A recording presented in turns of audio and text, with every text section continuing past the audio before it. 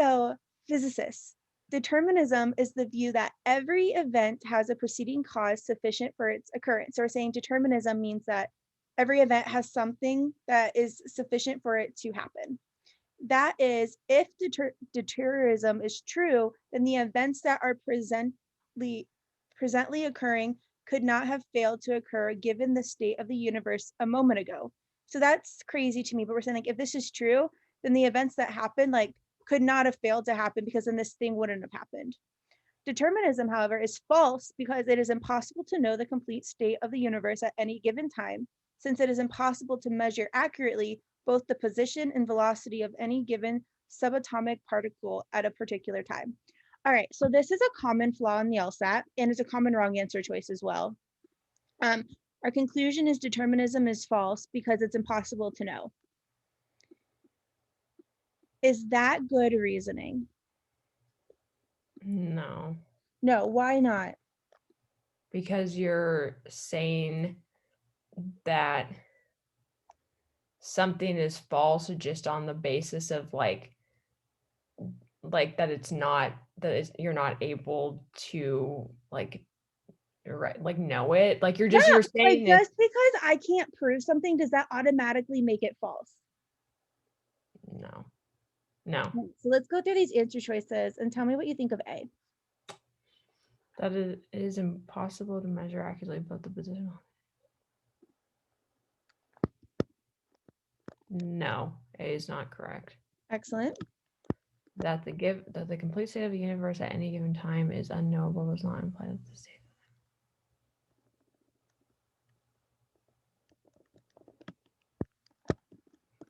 I'd like to keep B.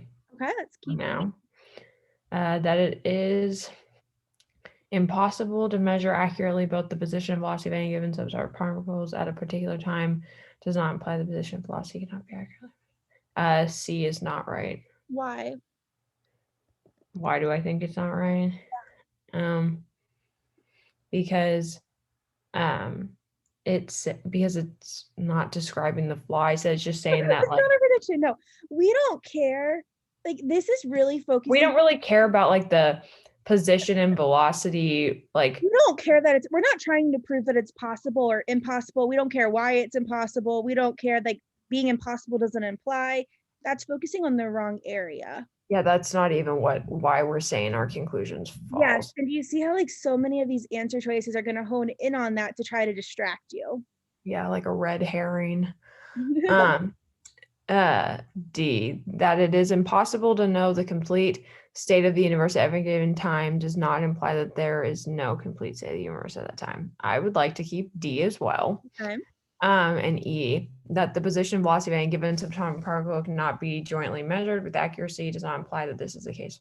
No, not E, because again, we're talking about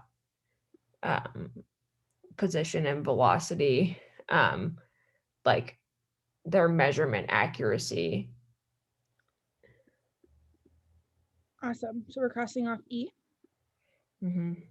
All right, so now let's go back up to B.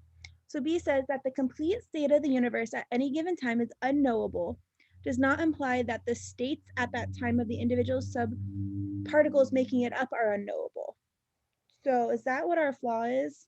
No, that's not right. It's because it brings in the subatomic particles aspect being unknowable, which is not our issue. Yeah, and we don't care that like we don't, once again, like for the same reason we crossed off C, we don't care that both of these are unknowable or not. Our issue is just because something is unknowable does not mean that determinism is not right.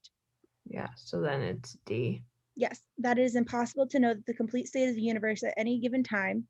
So just because we don't know something does not guarantee or imply that there's no complete state of the universe. Like just because we can't find it doesn't mean that it's not true. Okay, that makes sense.